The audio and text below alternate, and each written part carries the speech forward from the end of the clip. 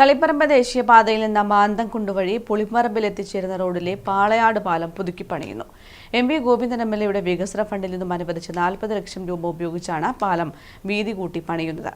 ദിവസേന നിരവധി വാഹനങ്ങൾ കടന്നുപോകുന്ന പാളയാട് പാലത്തിന് 50 വർഷം പഴക്കമുണ്ട്. കാലപ്പഴക്കവും വീതി കുറവും കാരണം വലിയ വാഹനങ്ങൾക്ക് കടന്നുപോകാൻ സാധിക്കാത്ത അവസ്ഥയാണ്. ദേശീയപാത ബൈപ്പാസ് നിർമ്മാണത്തിന്റെ ഭാഗമായി പട്ടുവം റോഡ് ഇടിച്ചു താഴ്ത്തുമ്പോൾ പട്ടുവം പുളിമ്പറമ്പ് ഭാഗത്തേക്കുള്ള ബസ്സുകൾ ഉൾപ്പെടെ പാളയാട് വഴി കടത്തിവിടുന്നതിനായി വിദഗ്ധ സംഘം നടത്തിയ പരിശോധനയിൽ പാലത്തിന് ബലക്ഷയം കണ്ടെത്തിയിരുന്നു. തുടർന്ന് പുതിയ വഴി നിർമ്മിച്ചാണ് ബൈപ്പാസ് പ്രവൃത്തി നടക്കുന്നത്. പാളയാട് പാലം വീതി കൂട്ടി പുതുക്കി പണിയണമെന്ന നിരവധി കാലമായി ആവശ്യമുയർന്നിരുന്നു. ഈ സാഹചര്യത്തിലാണ് 8 മീറ്റർ വീതിയിൽ പാലം പുതുക്കി പണിയുന്നതിന് എം.വി. ഗോവിന്ദൻ എം.എൽ.എ 40 ലക്ഷം രൂപ അനുവദിച്ചത്. ഏപ്രിൽ 1-ന് പാലം പൊളിച്ചു തുടങ്ങാനാണ് തീരുമാനിച്ചിരുന്നത്. എന്നാൽ പാലത്തിലൂടെ കടന്നുപോകുന്ന കുടിവെള്ള പൈപ്പ് മാറ്റി സ്ഥാപിക്കാത്തതിനാൽ പ്രവൃത്തി തുടങ്ങാനായില്ല. നഗരസഭ ആവശ്യപ്പെട്ടതനുസരിച്ച് വാട്ടർ അതോറിറ്റി ഉദ്യോഗസ്ഥർ സ്ഥലം സന്ദർശിച്ച് പാലം പൂർണ്ണമായി പൊളിച്ചു നീക്കി ഒരാഴ്ചയ്ക്കുള്ളിൽ പുതിയ പൈപ്പ് സ്ഥാപിക്കാമെന്ന് ഉറപ്പു നൽകിയതായി നഗരസഭാ വൈസ് ചെയർമാൻ കല്ലിങ്കിൽ പത്മനാഭൻ പറഞ്ഞു.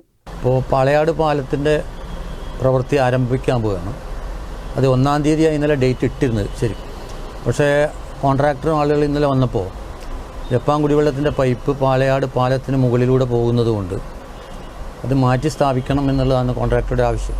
പക്ഷേ ഇന്നലെ ജപ്പാൻ കുടിവെള്ളത്തിൻ്റെ എയും AXCI ഈ അരമണിക്കൂർ മുമ്പ് പോലും സംസാരിച്ചപ്പോൾ നിങ്ങളത് പാലം പണി പൊളിച്ച് തുടങ്ങിക്കോളൂ, അത് അവരവിടെ വന്നിട്ട് അവരുടെ ഇതിൽ തന്നെ നിർത്തിക്കോളും.